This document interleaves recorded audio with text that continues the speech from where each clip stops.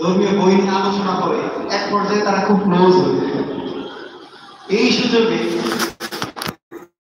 বন্ধুরূপী যে শত্রু, সে কি করে, তাদের মতকর্ষের একটা বই তাকে উপহার দেয়। এরপরে বিভিন্ন ধর্মীয় বই পড়ে, পাশাপাশি তাদের মতকর্ষের লেখা কিছু তাকে উপহার দেয়।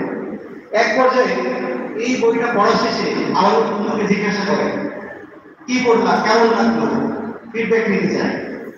এক পর্যায়ে ওই বন্ধু তাকে বলে যে হ্যাঁ এইভাবে এইভাবে কি হয়েছে, তার যেখানে বুঝতে কমতি আছে বা বোঝার ঘাটতি আছে, সেই বিষয়গুলো আবার কি করে, তাকে বিশ্লেষণ করে বুঝায় তার মনের মধ্যে গেঁথে দেয়।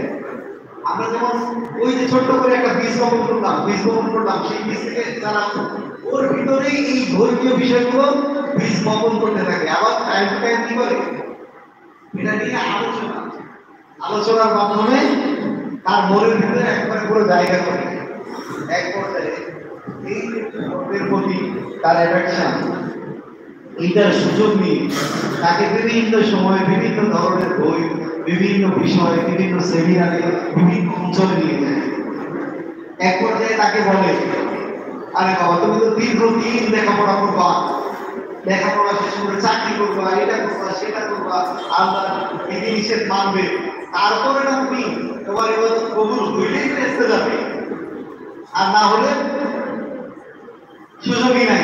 তোমার ইবাদত যে কবুল হবে এর তো গ্যারান্টি আছে, কিন্তু আমার কাছে একটা শর্টকাট মেথড আছে, এই মেথড যদি তুমি ফলো করো তুমি নিশ্চিত বেহেশতে যাবে। এমন হতে পারে যে তুমি তোমার অনুসারীদের সর্দার হয়ে যেতে পারো,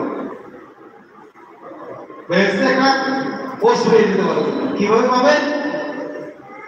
এই যে দেখো, ইসলামের বিরুদ্ধে কথা বলে, ইসলামকে নিয়ে ব্যঙ্গ করে, এইরকম মানুষকে তুমি যদি হত্যা করতে পারো, তুমি একবারে আড়াআড়ি বেহেশতে প্রবেশ করবে।